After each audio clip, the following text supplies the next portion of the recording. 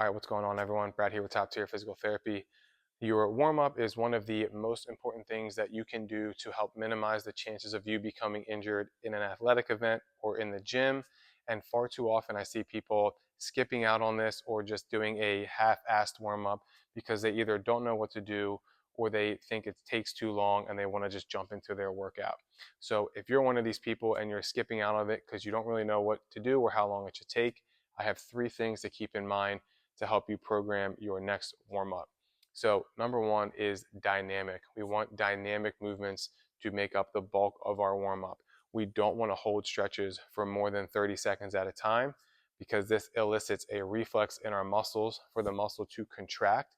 That is a protective mechanism for the muscle, and that contracting will result in fatigue of that muscle. And we certainly don't want to head into a workout or an athletic event when we're already fatigued. So, dynamic stretches, something like a less than a 10-second hold.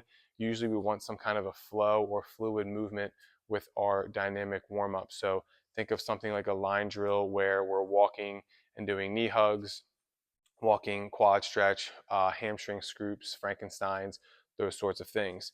We could also do this stationary, so we could do things like groiners, good mornings, up dogs and down dogs, things where we're very short duration holds, moving from one movement into the next. The reason we want to do dynamic outside of avoiding fatigue is because it also just gets us moving and gets our heart rate pump, get our heart pumping, get our heart rate up. So we start to sweat a little bit, blood's pumping to our muscles, and we're just becoming more prepared for movement. So dynamic being number one. Number two is going to be specific. So we obviously want to work out the specific or warm up the specific muscles that we will be working out.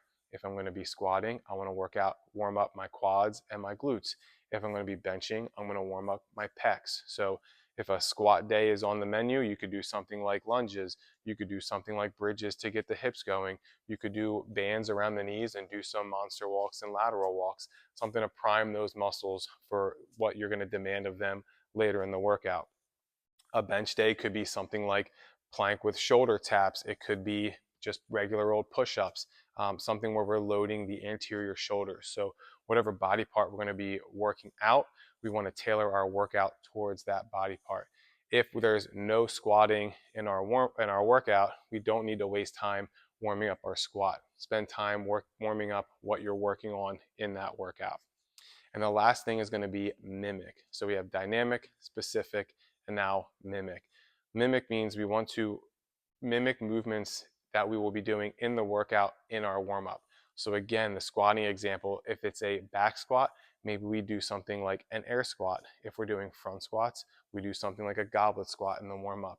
For overhead days, we can do something like a single arm dumbbell overhead press, or again, going into a pike and doing a push up, something where we're mimicking pressing overhead. Deadlift could be something like a good morning or a kettlebell deadlift. So we want to mimic the movement we're doing to help prepare our body for that specific motor program in the workout. The other thing we can keep in mind is the difference between a warm-up set and a working set. So a working set is often referred to as my actual workout prescription. So if I'm squatting and I'm doing 4 sets of 5, those 4 sets are going to be my working sets, but I don't need to start there. I can start earlier with lighter loads on the barbell and do my warm-up sets where I'm still squatting. Maybe I'm even doing 5 reps still, but I'm starting with an empty barbell and slowly working my way up, again, getting my body ready for that specific motor program. So keep in mind the dynamic, the specific, and the mimic is going to be a good guide for you to figure out what your warm up should be. As far as timing, this doesn't need to be anything more than a few minutes. So if you're a time based person and you need to be in and out of the gym in an hour, set a timer for 10 minutes. Choose 4 or 5 warm up movements to go through and flow through those 4 or 5 movements until the timer is done. And then you can get into your warm up sets or into the workout. Maybe a good idea prior to all of this to do a quick bout of cardio, whether it's something a few minutes on a bike, on a rower, or even a light jog, again, just to get the muscles pumped with blood, nice and warm, ready for movement. So hope that helps with keeping those 3 things in mind. Warm-ups don't need to be complicated. They don't need to be long. Think of it as just, I'm just getting my body ready for what I'm about to ask it to do in my workout. Each warm up can be a little bit different. So don't have this generic warm up, have ones specific to what you are doing that day. To help you out a little bit with this, at the end of this video, I'll put a quick little warm up for a squat day, what that would look like, how long it should be, and the type of movements that you could do to be dynamic, to be specific, and to mimic. Hope this helps.